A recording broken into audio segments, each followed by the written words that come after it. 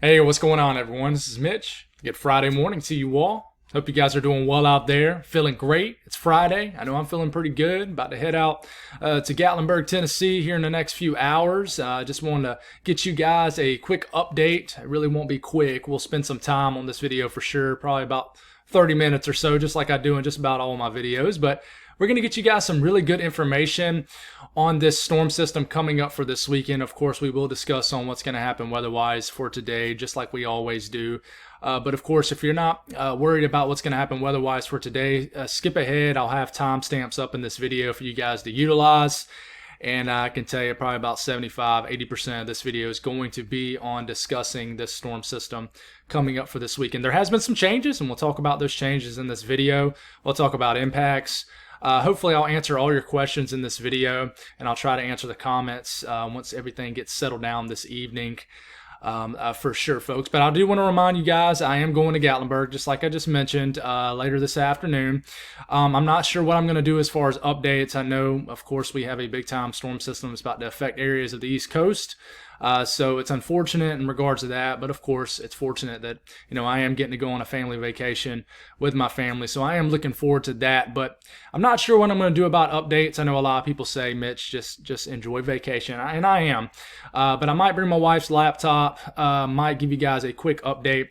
But of course, the resolution, the clarity on it just won't be as an appealing setup for you folks if I use my wife's laptop as, I'm using my computer at my house. But it will be an update if I do it. Regardless, I will keep you guys updated. Follow me on social media, Twitter, X, whatever they call it these days, Facebook, and even on the community tab, I will keep you guys updated. But there's a lot of great channels out there. It's not all about me and my channel. Gerald's a good friend of mine. His channel is up and coming. I have his channel in my recommended channels, I believe, on my YouTube header. So check that out. Follow him. He will be pumping out updates daily. He's a young guy that's going to be make it big one day and be a meteorologist. I guarantee you. A very smart guy. He's in college right now, but he knows his stuff. So definitely follow his updates. He will get you guys covered. And there's a lot of other great people out there too. So after rambling enough for 2.5 minutes, if you folks have not subscribed, certainly consider doing that. Like the video if you like it. And if you guys got anything that I can pray about or pray over, as always, please put those in the comments below. Appreciate the growth lately. It's been awesome to see. You can tell we're getting a little bit deeper into the colder months as we're starting to get some dramatic systems out there. So let's get rolling. So let's talk about what's going on based off water vapor loop. If you hear my girls in the background at all, they are very excited, obviously, because we're going to the mountains. So they're just having a good time on the living room on the other side of the wall here. So if you hear them, most of you know I have 2 little girls. I have kids. So, all right. So let's talk about the players on the field. This is the big one right here. This is our upper level low. You can see the spin over areas of Texas and Oklahoma. This is bringing some weather to Oklahoma and Texas and even into Kansas in the form of mostly rain, but still got some heavy snow falling in the panhandles of Oklahoma based off radar. You guys will have to let me know what you're actually seeing. Let me know what you actually saw in the panhandle of Texas and Oklahoma over the last 24 to 48 hours. There's another area of energy that's beginning to enter the picture up here. You can barely see it. I'll just put a little check mark, but this is going to shoot down. It's eventually going to meet up with this very slow upper level low, and this will have a steering factor on this mess down here. I'll put a check mark. This is a lot of moisture developing down here in the Gulf of Mexico, and this will become our Gulf low and eventually track somewhere like this. It'll probably actually move a little bit closer like that. So these aren't really going to combine with this. I know I kind of said that over the last couple videos.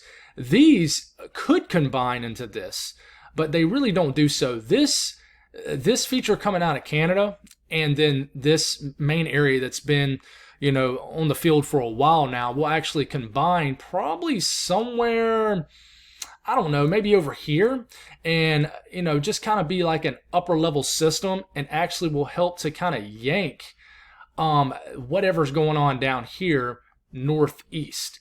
Now, these are going to phase a little bit earlier than what we were thinking, so therefore this is going to pull out like this a little bit faster, not being able to pull this further inland like some of the models were showing. So that has been the change. The change is that this system has trended a little bit further east, and I'm here to tell you guys I'm excited about that because it was looking like Sunday on my trip was going to be an absolute washout. Maybe that's not the case now, but this is going to bring the worst impacts a little further east. Now, that doesn't mean that the worst impacts are just going to completely be off into the ocean. This is still going to bring some major impacts for the coastal regions of the southeast, maybe all the way up the eastern seaboard. So let's continue to roll. Now let's talk about what's going on right now. This is our upper level low feature. This is our system moving out of Canada. We even have some moisture right here, some heavy moisture up here in northern Minnesota. But there is some action going on out there. Nothing severe, nothing too crazy, but there definitely is action going on. You can see some moisture down here in the Gulf of Mexico. You see it just kind of meandering down here on the southern tip of Florida between Cuba and Florida.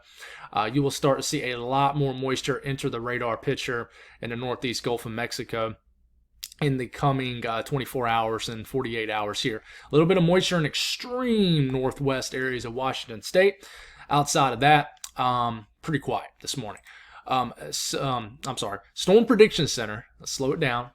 Storm Prediction Center just has a general risk of thunderstorms in Texas, Oklahoma, Louisiana, extreme southwest to Arkansas because of this upper level low. Then we have a chance for some thunderstorms because of this energy brewing down here in the Gulf of Mexico, down in the southern tip of Florida. Nothing severe expected today. That'll be different as we get into tomorrow, and we'll speak on that in this video. As far as flash flooding for today, just a marginal risk here in eastern Texas.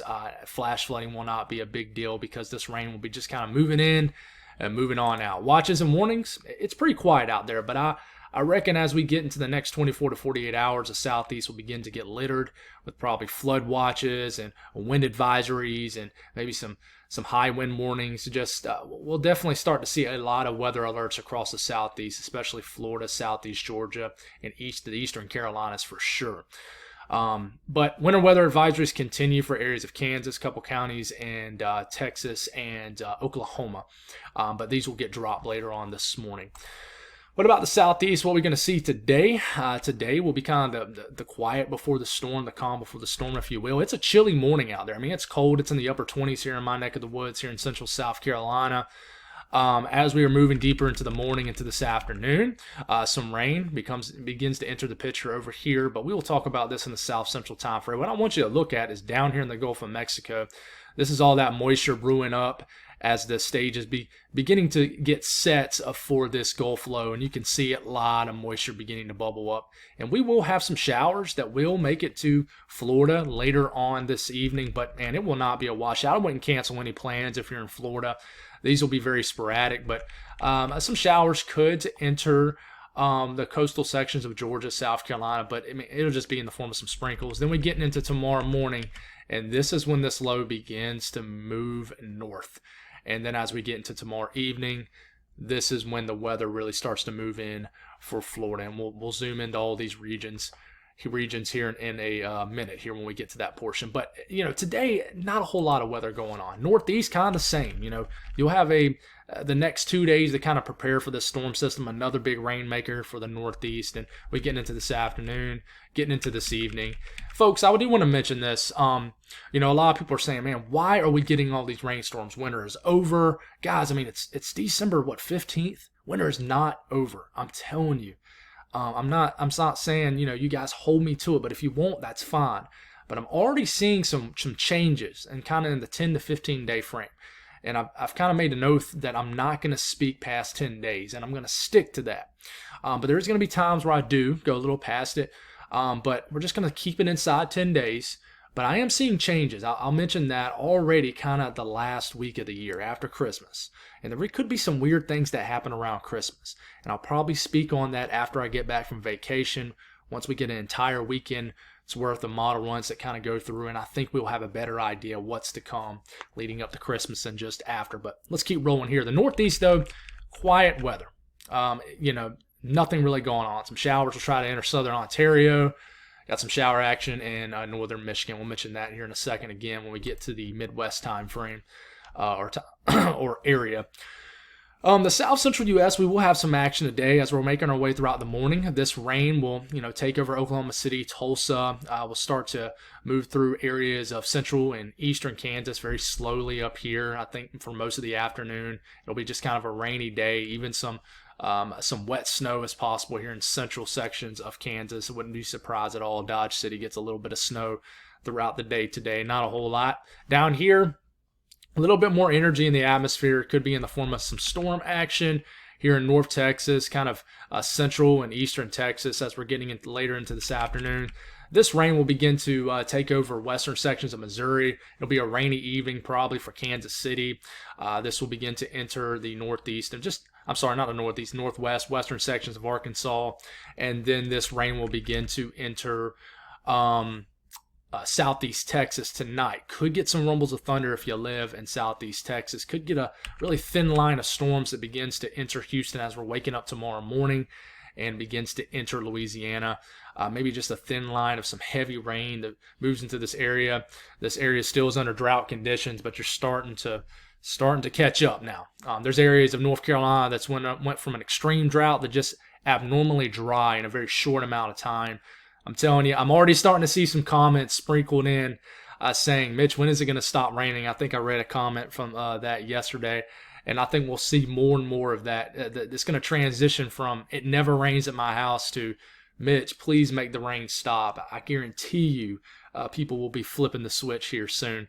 But the north central U.S., we're dealing with just rain. I mean, it's mid-December. You're thinking, why is it raining up here?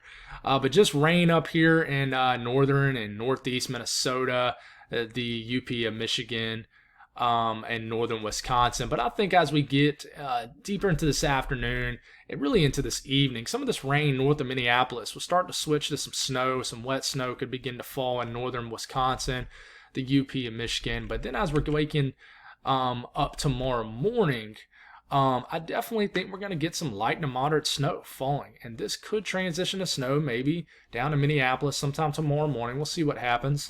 But if you live an hour north of Minneapolis into northern Wisconsin, the western UP of Michigan could wake up tomorrow morning, could go to sleep and it's raining, could wake up tomorrow morning with some snow falling. And as far as how much snow could fall from the system, I mean, maybe a wet, slushy inch here in kind of central Minnesota, east central Minnesota, and then northern Wisconsin, maybe a dusting to an inch or two of snow. This could ooze into the western UP. Not a big deal at all, but I know that you're beginning to be able to see the ground up here again, if not already. This could put a coating of snow on the ground up here for you folks. Western U.S., man, it is quiet. It's been a pretty quiet week.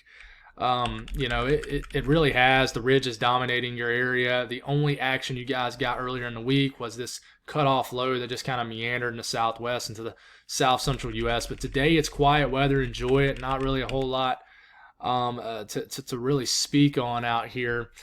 So enjoy your enjoy your Friday. Nothing really going on.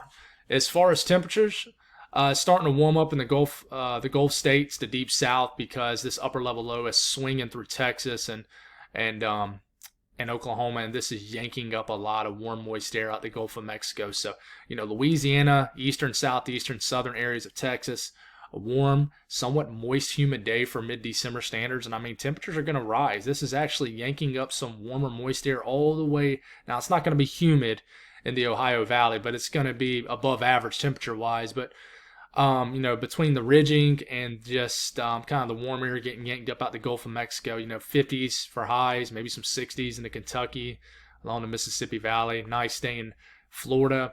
It'll warm up pretty nicely in the Carolinas after a frigid morning, and it's definitely warming up in the Northeast. You're definitely thawing out up here where you might get into the 50s in Boston and New York City, and even in the interior Northeast. Pretty nice today. Now, in the central and western U.S., you're starting to warm back up in the southwest as this upper level low has got to move on that was overhead. Starting to warm up. Pretty nice day. It's chilly conditions where it typically is chilly this time of the year. But outside of that, it's starting to warm up in the northwest also. Starting to get back to above average temperatures up here. All right, let's talk about this storm system coming up. And I'm trying not to lose you folks right here at the beginning. Stick with me. I won't stay on this very long. I want to talk about the pieces on the field out here. So the vibrant colors of yellows, orange, and reds. These are pieces of energy in the atmosphere. And this is pretty a big deal when trying to figure out the track of these storm systems, how strong they're going to be. Are they going to phase together? So we started off this evening. If you look up here in the Dakotas and Montana, this is our Clipper moving out of Canada into the lower 48. This is moving faster than this upper level low. This is going to catch up with this, and they're going to phase together right here. We're getting into Saturday morning. They start to kind of phase together right into here. At the same time, we got energy building in the Gulf of Mexico. If you look at these wind barbs here, they're kind of moving in a circular motion right here. That is our surface low starting to track into the eastern and northeastern Gulf of Mexico. So you got that going on. At the same time, now you have this phase together, just one system. This is creating winds out the southwest. So if you look at these wind barbs, they're moving, they're pointing towards the southwest, which means winds are coming out the southwest, which means this is yanking this energy northeast. So we keep this going. This helps to pull it, but this energy doesn't really connect with this. So this is just kind of on its own. So this Gulf low, I'm sorry if this is annoying me doing like this. But it's better than trying to draw on it than re-click off of it. Trust me, it's a lot doing that. But so you got the Gulf low energy here. You got basically this kind of upper trough becoming neutrally tilted. And this is basically helping to pull this northeast. Now, there will be some precipitation associated with this, but it's not going to really be snow. It'll just be a chilly rain that swings through the Midwest, Ohio Valley, and the Mid-South. But at this point, this is helping to yank this northeast, but this is not digging as far south as it was a day or two ago. So this Gulf low has trended further east, therefore the impacts have trended further east. So this big time low pressure sort of riding just inland or just off the coast of the Carolinas is moving in Sunday evening, bringing some hefty impacts. And at the same time, this big, vigorous piece of energy has trended into something more substantial, kind of swings in behind this, but it does not catch up with this. If it was to catch up with this, then we could probably have a winter storm threat across areas of the eastern U.S. Not really the southeast, but the eastern U.S. But this does come in, dives south very quick, moves into the southern Appalachian Mountains, pumps up a northwest flow snow event. So after this Gulf low pulls out and basically turns into a nor'easter for the northeast, for New England, this other last little punch of energy comes through, and this probably brings a pretty stout shot of a very fleeting shot of cold air, and this gets precipitation going in the southern Appalachian Mountains, probably in the form of snow, which stinks because I'm leaving Monday and snow will move in Monday night. I'm honestly thinking about staying another night just to see snow, but I don't know. But this system just kind of heads on out, probably brings some precipitation for the mid-Atlantic and northeast, and someone could get snow off this. We'll show you this here in a second. But we're just going to show you the Euro. We're not going to compare the Euro with the GFS anymore. We're just going to show you the Euro. That just is taking too much time that we don't need to spend because they're really kind of agreeing at this point. They've all ticked east, and so we're pretty confident we can just show you one model. So this is the Euro. Starting off Saturday morning, here it comes. Getting into Saturday afternoon, a lot of moisture. Heavy moisture spreading over Florida. Let's put a dent into areas that are in drought conditions. But if you notice, look at this moisture up here too. This is our upper level low moisture. So they try to combine, but they really don't. The moisture kind of combines, but the energy really doesn't phase together much. But here it comes. You got this 995 millibar low. This is probably bringing some severe storms Saturday evening into Saturday night and a Monday morning for the peninsula of Florida, especially around this surface low. If you're around this surface low, I think that's where you will have the highest tornado threat. We'll talk about that here in a second. But this moves over Florida, kind of maybe the central, the northern sections of Florida. But if you notice, getting into Sunday morning, here comes all this rain, definitely like dominating areas of southeast sections of Georgia, spreading over the eastern Carolinas. But if you notice, this low is pretty, on off the coast of Georgia and the Carolinas, where, when I talked to you yesterday morning, this low was trying to ride into Georgia, like way over here.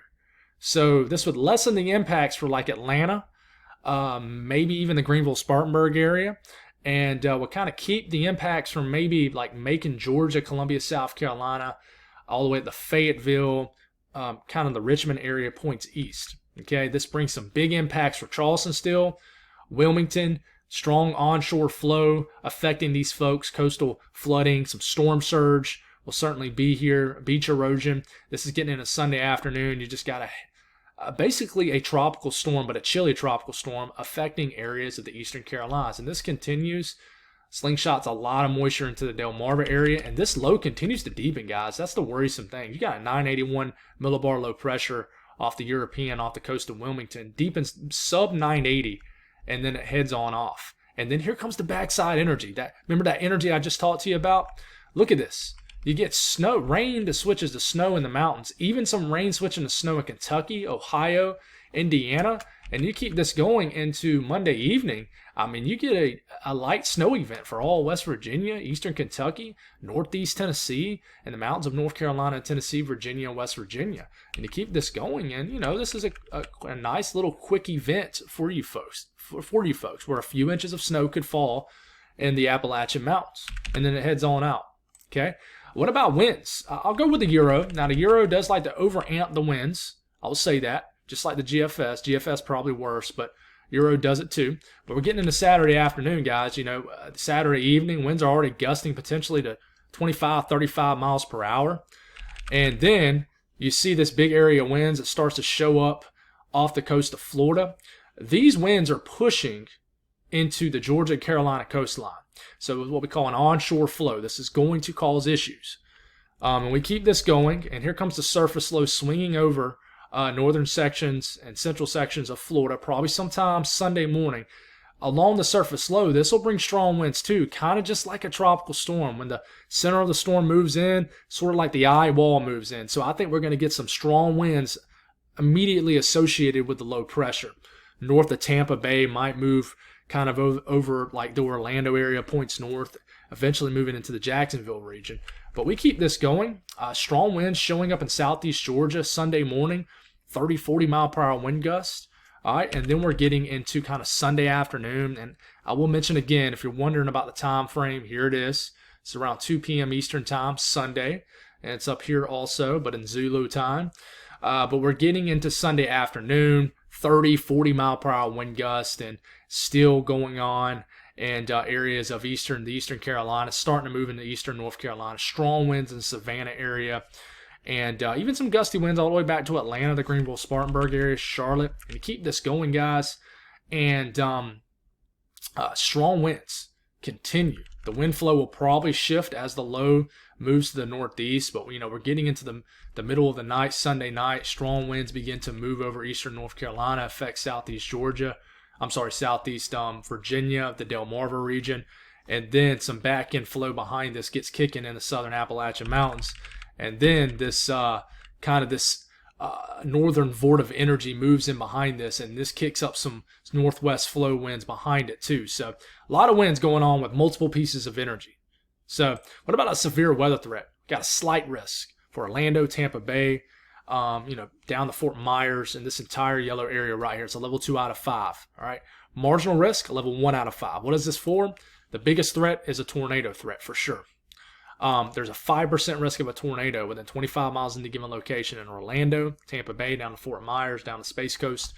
So yeah, tornado threat is there. There is a chance of winds too. You got that 15% risk of winds exceeding 50 knots or higher. That's 55 to 60 miles per hour in this yellow area. Hail threat, not a big deal with this. Not even going to show it because this is a system that doesn't really support much hail.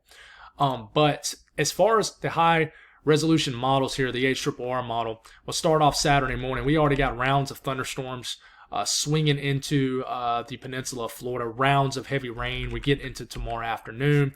The rain really picks up, especially for western Florida, even getting rain up here in the Big Bend for sure, and then the kind of all the way to the central panhandle of Florida. But then as we're getting into tomorrow evening, rain really, really picks up, guys. I mean, look at all this rain falling in the Tampa Bay area tomorrow evening into tomorrow night.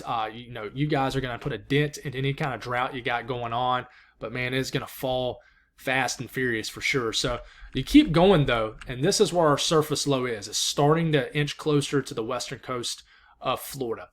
I think kind of late tomorrow evening into tomorrow night to tomorrow morning is when your tornado threat begins to rise. You got to watch these little feeder storms right into here that begins to swing into the peninsula of Florida and then right along this surface low.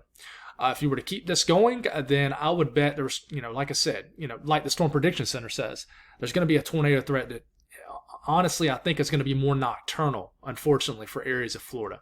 So that's the concerning thing for Florida, is I think the tornado threat really amps up after the sun goes down tomorrow when the surface low approaches. So if we look at the ingredients of this really quick, first thing you'll look at is dew points, and it's already moist from Orlando Point south. But as we are getting into tomorrow afternoon, tomorrow evening, the moist air really just gets even higher. The dew points rise. You get dew points into the upper 60s, even low 70s in areas of Florida. And, the moist sector, the moist air is already here, but it does nothing but enhance. But if you look, right as we're getting into the middle of the night, Saturday night and a Sunday morning, dew points start to creep up to the upper 60s. And I would almost guarantee you that they're probably going to spike to the low 70s into this region if you were to keep this going. It only goes out 48 hours into Sunday morning. You mix that with this low-level jet. The winds are already going to be whipping in the low levels of the atmosphere about a mile up. You already got this low-level jet pushing 40 to 50 knots. But as this surface low approaches, you start to push over 50 knots. So these are favorable kinematics in the low levels of the atmosphere that supports a spin. And of course, you already have a spinning cyclone right here. So there's already going to be a natural spin in the atmosphere, but a lot of wind energy associated with this low pressure. So the ingredients are there for a tornado threat for Florida tomorrow night. I really think there is. But even tomorrow afternoon, I think there could be a tornado threat, but it's going to be increasing as you get later into the night. As far as the rain threat, guys, all of Florida, I would say Tallahassee through North Florida, all the way down the peninsula of Florida. You're good for about 2 to 3 inches of rain. Somebody's going to get 4 or 5, I'm sure. You get, there's a pretty sharp cutoff in Georgia, where Atlanta, maybe a half inch of rain, could be more.